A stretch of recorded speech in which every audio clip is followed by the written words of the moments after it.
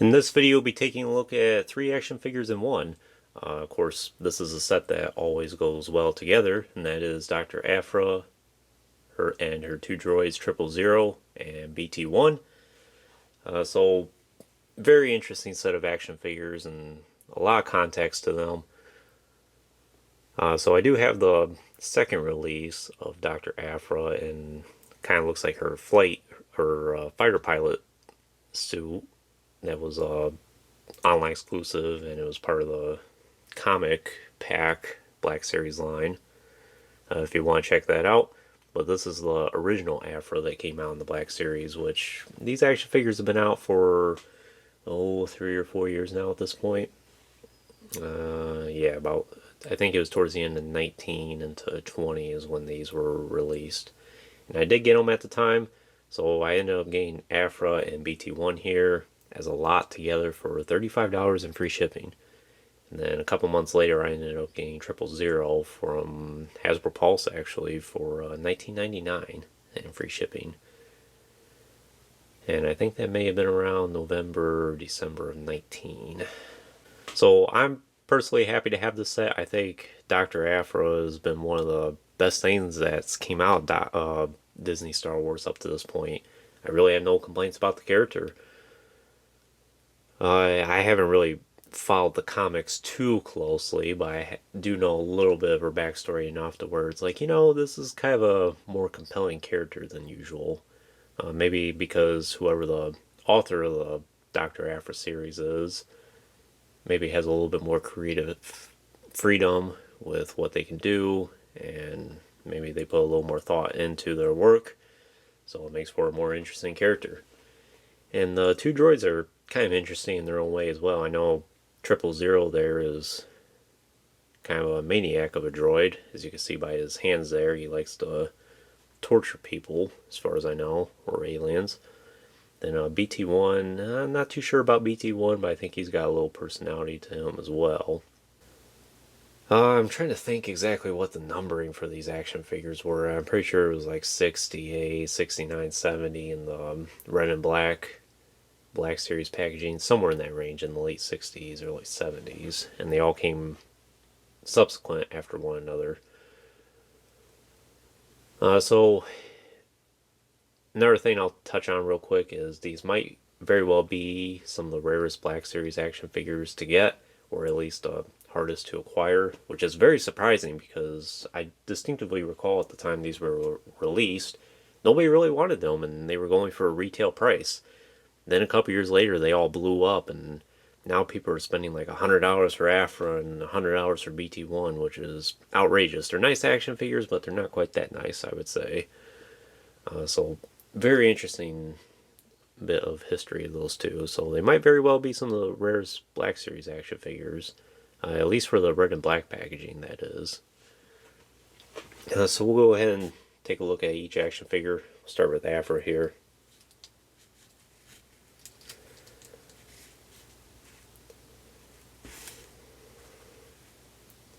So as far as I know, the second release of Aphra that came out after this in the Black Series line is pretty much the same exact action figure, other than instead of her jacket here, she has the trench coat.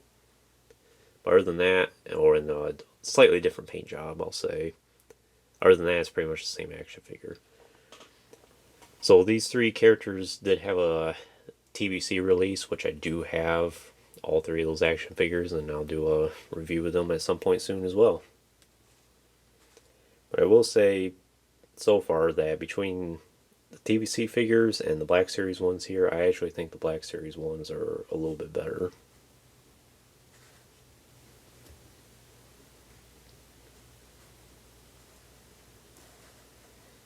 So very nice head sculpt. This was during the time when Hasbro's photoreal was starting to get a lot better, and they did a very nice job with this. One thing I like as well, I'll just take this off now, you can take her flight hat off here, which is a very nice design. Has the goggles on it. The hair is sculpted different from the rest of her head, and it has that nice drape over her eye there.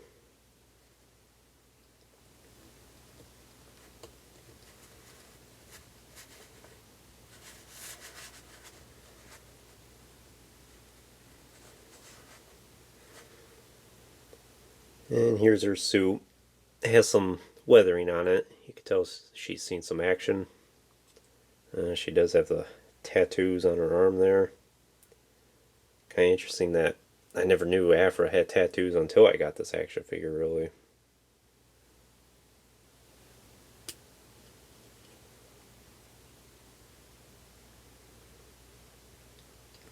So you can't take her jacket off. I'm not going to because I don't want to risk breaking it. But if you work with it for a little bit, you could take it off. It does have her belt here. It has a... I'm thinking this belt might be reborrowed from a Jedi action figure because she has this hook here, which I would assume you could put a lightsaber on. So it must have been borrowed from some Jedi somewhere. And of course she has her holster here, which... pistol... fits in pretty good. Let's see here.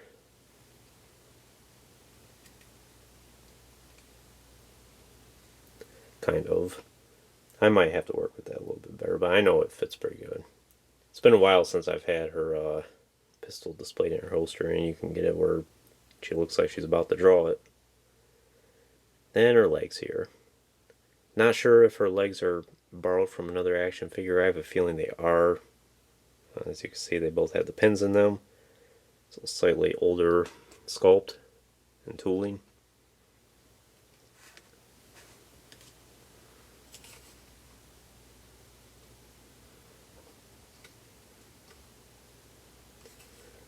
In terms of weapons and accessories for Aphra, it's just a pistol. And of course, for the articulation, she does have a ball joint at the head, and then hinged shoulders and elbows, hinged wrists, joint at the torso there, and hinged hips, and then swivel thigh, and double hinge at the knee, and rocker ankles as well.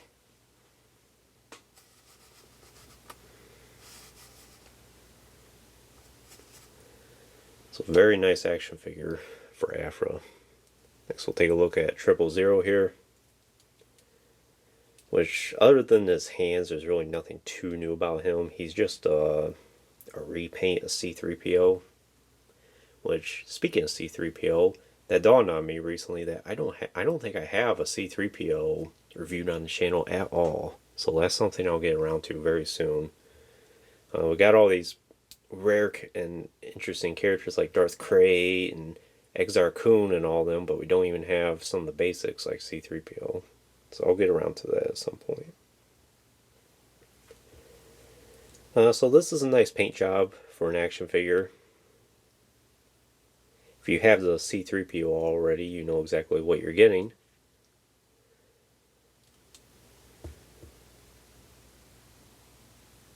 It's a nice head sculpt. Nice reddish eyes there. You can see some of the wiring on the inside there. And his legs. And everything's just cast in a dark gray. And for his hands here, he's got all these different tools. And it looks like he's got a little flame there, and then, you know, there's knives and maybe some type of screwdriver and some tool there. Here in this hand, he's got probably some type of saw, and then some more knives and things like that. Kind of like a Freddy Krueger in a way. And I assume that this is what he used to torture his victims. In terms of articulation for 000 here, he does have a ball joint at the head, and hinged shoulders. He does have a swivel bicep there, and here as well. Nothing in the... well, technically he has ball joint at the elbows there, but you can't really use them because, you know, protocol droids are kind of restricted because of this, because of that piece there. He does have joint at the wrist as well. Both go up and down. Joint at the torso. Hinged hips. Kind of restricted though because of the armor. He does have a joint at the knee. And rocker ankles as well. So pretty good articulation. In terms of weapons and accessories, it's just his hands basically. So you can't take his hands out for two normal hands. Let's see here.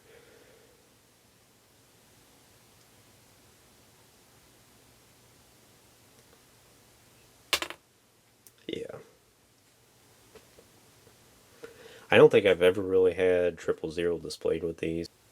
Let me just see here real quick.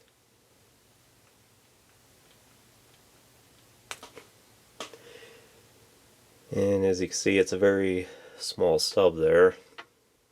I'll just take out one hand here.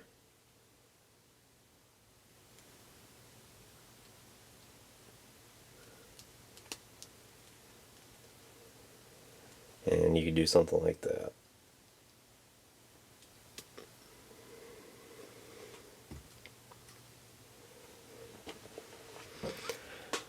So now we're down to BT. And he might be the more intricate one out of the three figures here. And I think this is the first Black Series astromech droid that I've reviewed on the channel. And he is a very nice one. Has a lot of gadgets to him. As you can see, he has this cannon up here, and then it looks like he has this type of missile launcher. Very nice detailing and all around, both for the sculpting work and for the paint.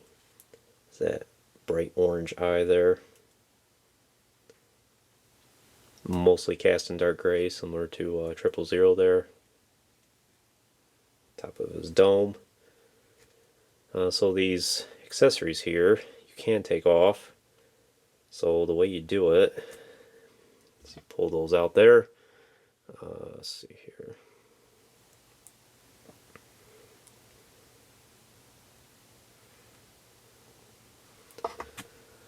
So of course, you can make him look a little more normal.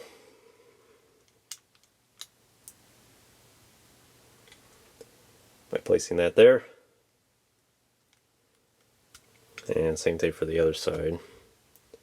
And you just place them on the side of the turret there. It can be a little tricky to get out. Plus it's been a couple years since I've changed these out.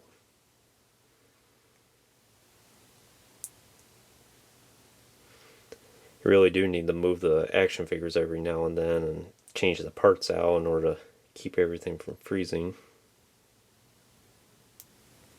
into place.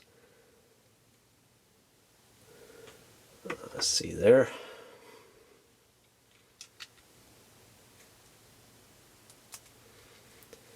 So something like that. And you can make them look like a normal astromech droid. And the way you get that third leg out is you rotate them around.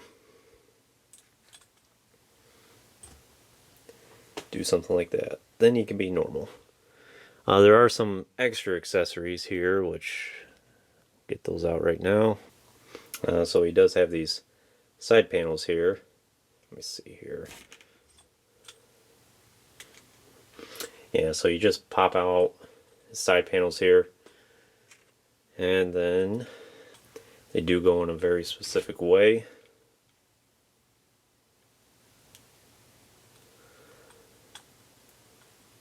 So something like that. It's the first time I've actually displayed those side panels on BT-1 there.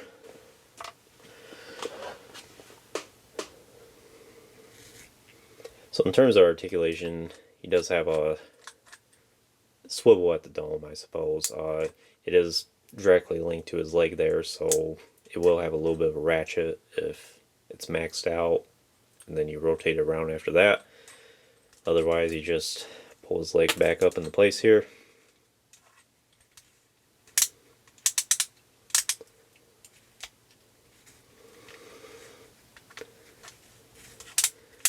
And of course, you'll rotate his head around any way you wish, any way you want it, basically. Swivel at the arm there, I suppose, and then a swivel leg or foot. It does have wheels at the bottom all three. And that's pretty much it in terms of articulation and accessories. I'll take a closer look at some of the accessories. This, I would assume, is some type of missile launcher here, is articulated at the arm there.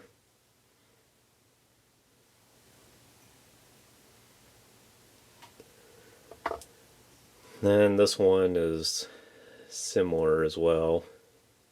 It's kind of restricted by the belt, so you can't get a whole lot of range of motion out of it.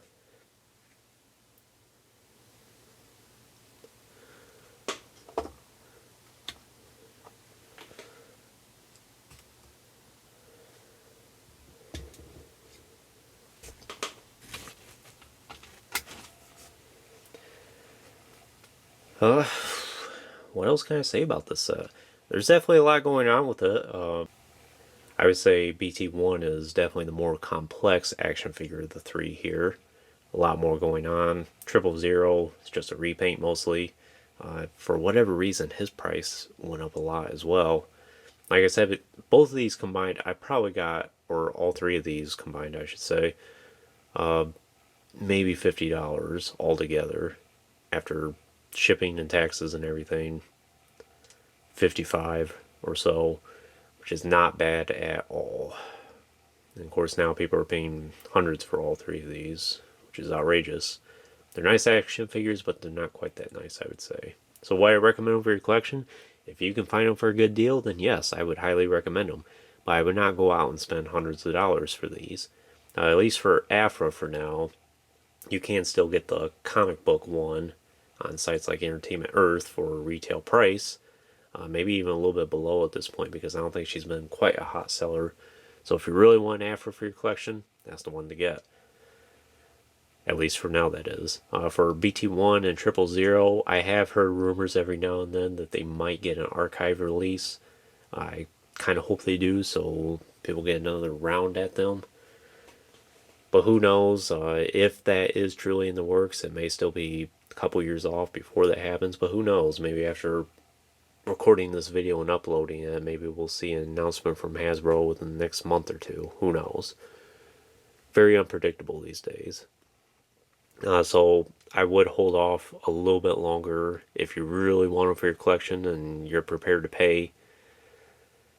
I would hold off just a little bit longer to see what new developments are for a potential archive release for the two figures.